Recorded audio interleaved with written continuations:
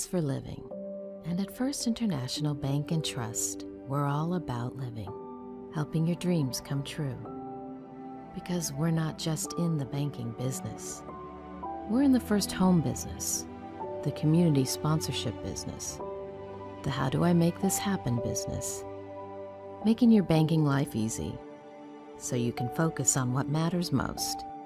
First International Bank and Trust. Live first.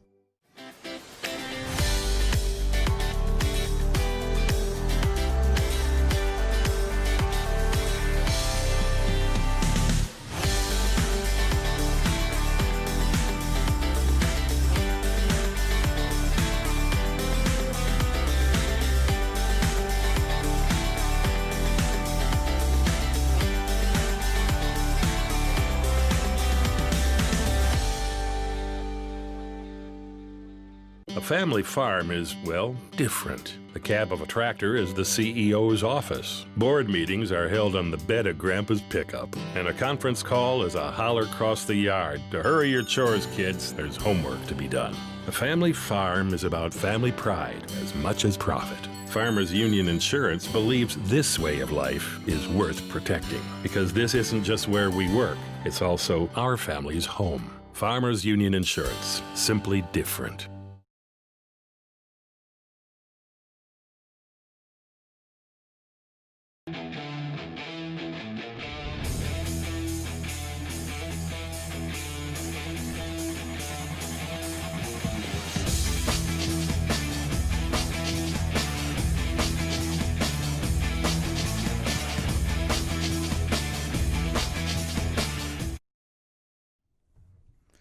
Coming to you live once again from the Bonfire Studios North. It's another episode of Tauros Weekly. I'm your host, Peter Theodos. That's Ken Oda, who's looking frustrated, unusually, that I don't know about. I'm just trying to figure out my phone. New phone? No, not a new phone even. It's just Couple of fans checking in quickly. Helen Zahn says hello, Ken and Peter. So hello, Nana. And, of course, the West Virginia fans, my mom, probably my dad, too, hopefully, know. Yeah, you would hope you get the father support out of that. Saying hello as always. So hello, Mom and Dad. Always great to have you guys watching. And, Ken, no games this weekend, but a lot to talk about here. First and foremost, this weekend's games against St. Cloud, as well as next Tuesday's game, have been postponed. Yes. Not canceled, but postponed. No, they'll be rescheduled. I think that's just going to be a reality of the season for every team in the league, and probably is most Austin teams in ever going to play a game? Yeah, Austin's games in Aberdeen are going to be rescheduled as well, so Austin still hasn't started the regular season yet. So I think that's going to just be the unfortunate reality of this season in sports with COVID not yet going away. I think we're still going to see teams have positive tests and teams having to reschedule. Hopefully we'll be back at it the 13th and 14th in Bismarck. I think worst case scenario is probably the 20th and 21st back here against Aberdeen, which, there's party that likes to see you get to play those home games. There's also part of me that starts to worry about what the schedule is going to look like as we keep missing road games. Exactly, yeah. And then having, if we don't play again until the 20th and 21st, we'll have 8 of our 28 home games out of the way, but still have all 28 road games plus the showcase on the schedule. So assuming there's still a showcase. As of right now, there is. As of right now, there is. That's another. Assuming there's still a showcase, we'll still have those 28 road games plus the 3 or 4 games at the showcase, depending on how long that ends up actually being. So, we start to look at a pretty road heavy. My dad is watching. He just texted me.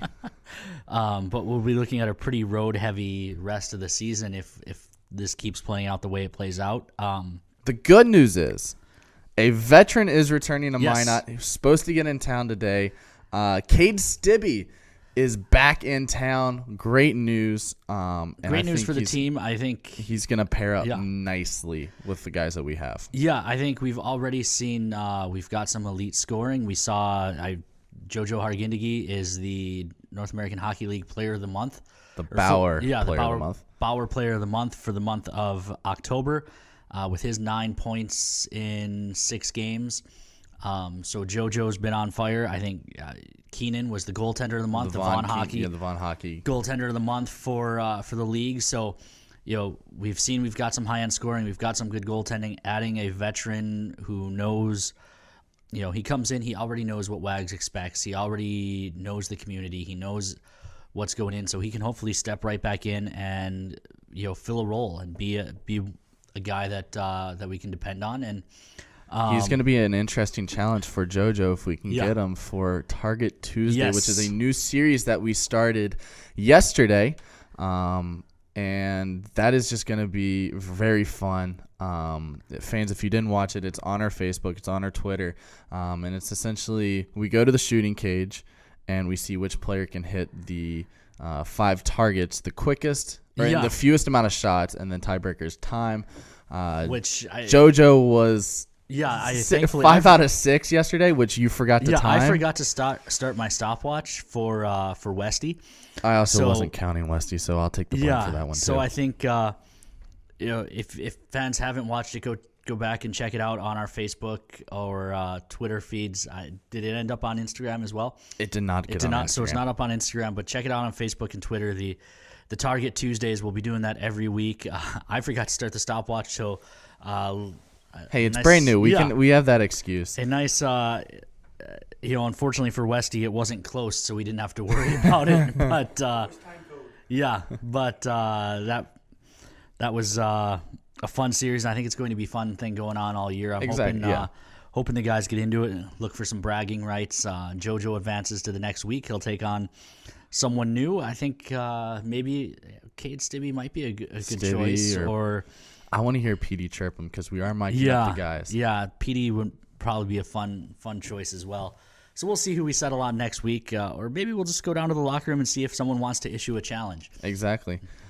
But enough about that. We've got a guest waiting. Yeah, exactly. So coming to you from his studio is my good friend Cole Clementich. Cole, welcome to Tauros Weekly. And we know you have your own podcast. But first, why don't we just get a little bit about yourself and let the Tauros fans know who you are. Hey, guys. Thank you for having me today on another show here. So, a little bit about me. I am, of course, some of you guys may know, I am the owner of the MyNet Sports Podcast. Basically covers any sporting event going on here in town. That and a little bit more is it kind of matches real well with the podcasting.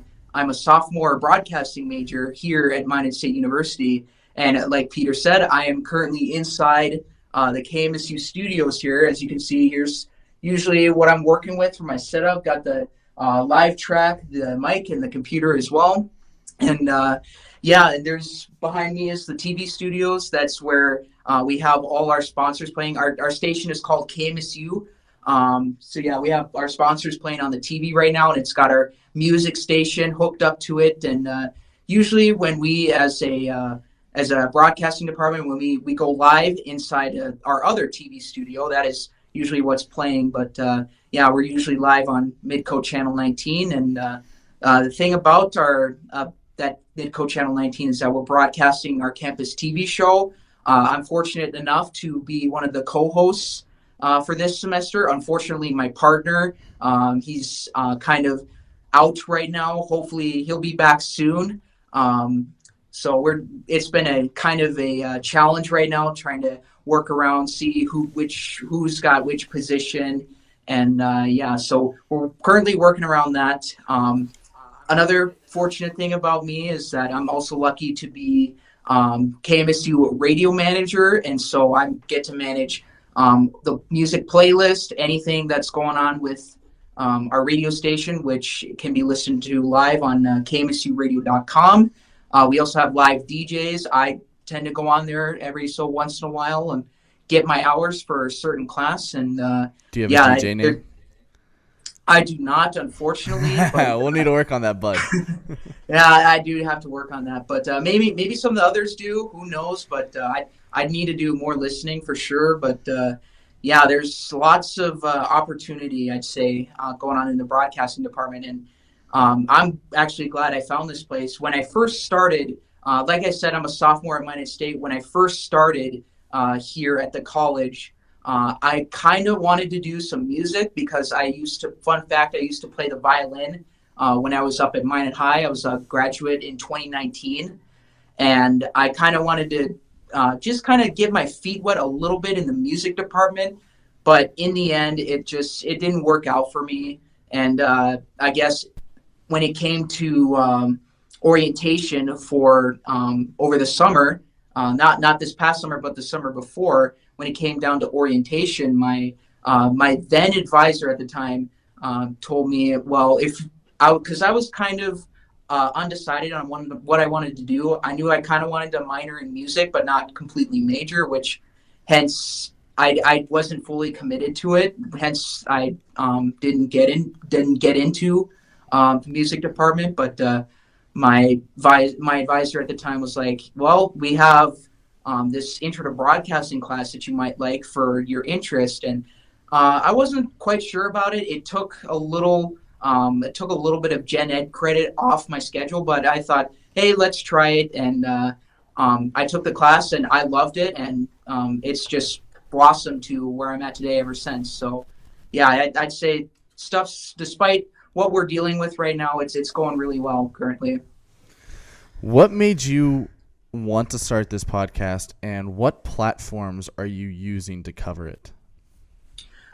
Kicking off with the platforms, just to get those out of the way, I just started a Facebook page. It's been growing the past week a little bit, but it's still kind of a small audience, being as I just started it, and I'm still kind of getting used to the Facebook lingo and everything.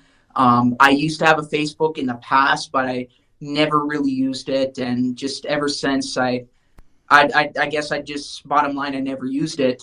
And so I was good with Twitter and Instagram. Those are my other pages where you can find the podcast on there, at Minot Podcast on Twitter and Minot Sports Podcast on Instagram and the Minot Sports Podcast on Facebook. Kind of a mouthful there, but that's where you can find them. I also have a YouTube channel where I post all my episodes and post-game interviews or pre-game interviews, whatever content is put out there usually. So, yep, I have a YouTube as well. You can check it there. But for your first question, how did I start it, or how it came to be? I guess really in high school, I used to go to a lot of the sporting events, and I mean anything that was going on, I was just passionate for. I wanted to support my peers. I wanted to support my peers that were grade or two levels below me. And I was a big sports fan, and really I didn't get into sports until like fifth grade. I was actually born in Denver, so I cheer for the Colorado sports teams down there. And I guess it wasn't really until junior year for me that I really started to take off and going to a whole bunch of Minot High sporting events, whatever that was made possible. I went into the student sections. I'm familiar with a lot of people from those days. Those were really fun. And I guess just every night, whatever sporting event was going on, I wanted to go to it, whether it was hockey, basketball, soccer. The student sections at the volleyball games were fun. And those two, just pretty much anything, even swimming. There was one night where we had swimming. That was a huge student section at one point. But, and Cole, yeah. that brings us to our next question. You cover a lot of sports, a lot of levels. I know you're covering the high school, you're covering the college, you're covering us. With as much as you have going on, I think it was that last Saturday game when we were home.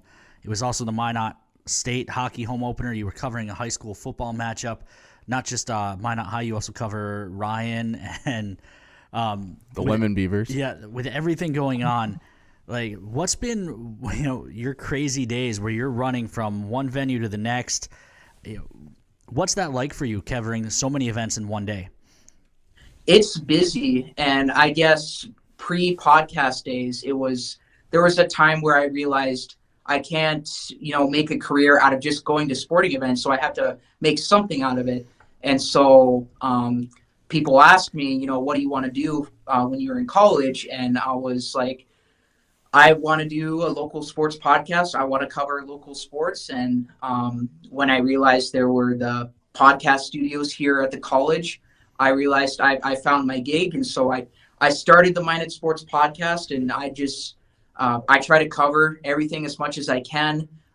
There are going to be days where there may be quadruple headers. There may be days where there's like only one game happening a night, or it's usually the schedule is really hectic, and it's a lot of looking through, who's playing this night, who's playing that night. I'm constantly scrolling through the Minded High schedule. I'm scrolling through the Bishop Ryan and Ari Deemer schedules that were sent to me courtesy of Ben Barr.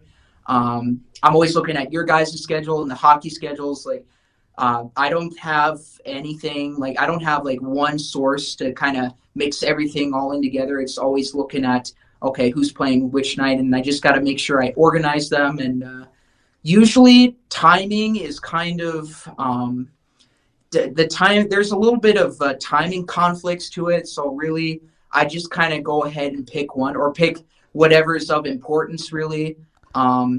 So like if it's a season opener, I know I covered your guys' season opener, excuse me. Yeah.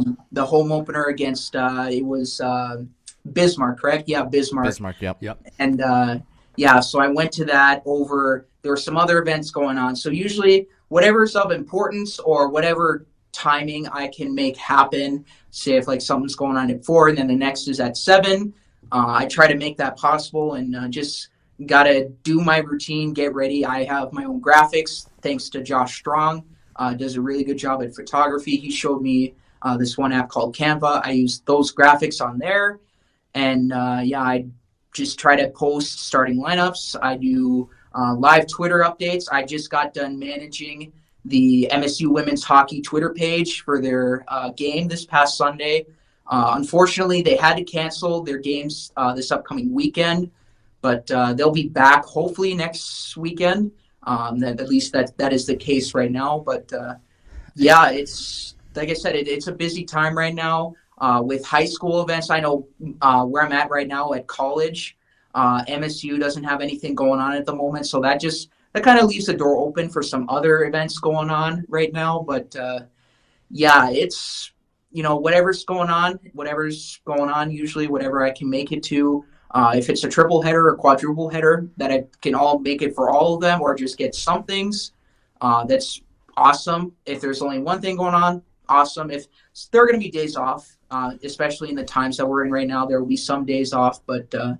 That's usually how I do my stuff. And then, of course, I do post-game interviews with either players or coaches for every event that I go to. And Cole, they've been wonderful. Cole, with those pre- and post-game interviews and things, how has COVID changed the way you have to do those interviews? Has that made it more difficult for you coming to all these events?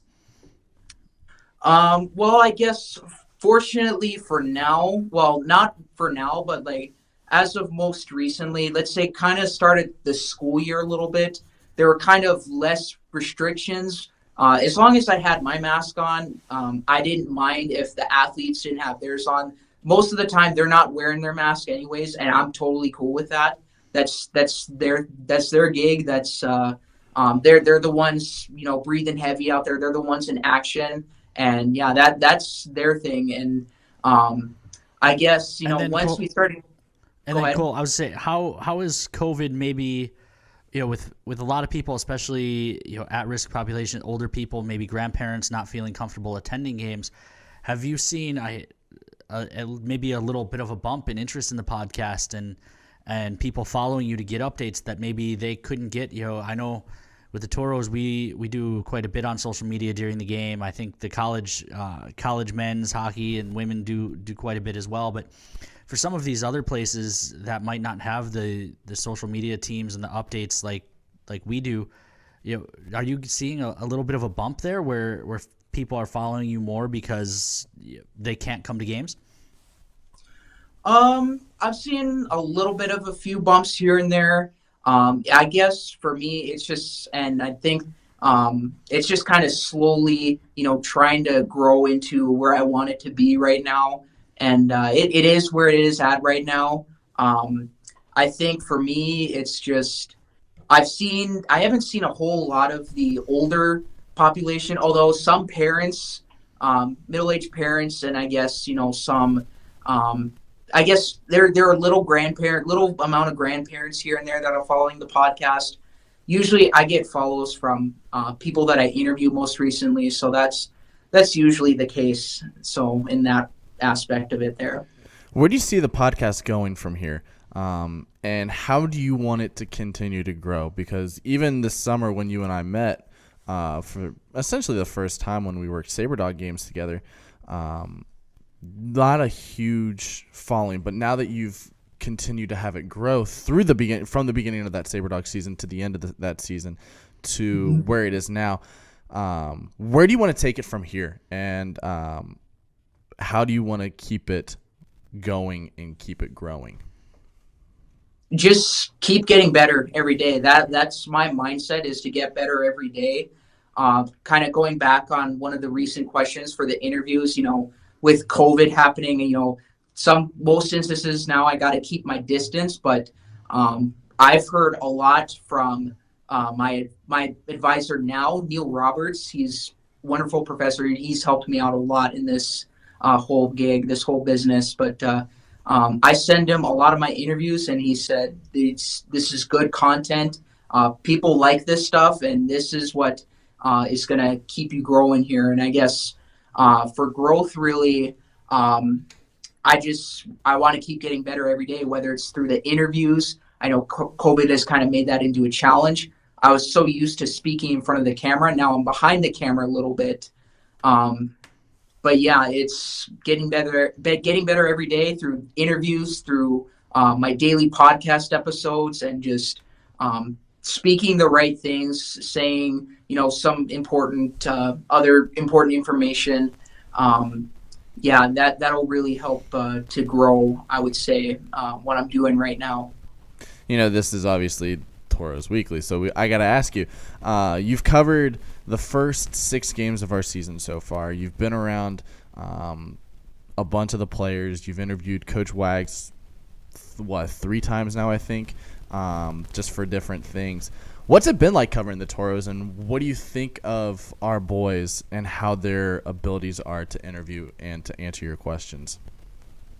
The environment is awesome, and it's kind of it's not for junior hockey like you guys. It's the environment. It's a professional environment, and it's amazing. Like all the atmosphere in there, and all the fans coming in. It's for a junior hockey team like you guys, it's a real professional atmosphere, and I love going to your games specifically, and not to rule out the other games too, but I would say hockey is a real kind of strength of mine as far as knowledge goes.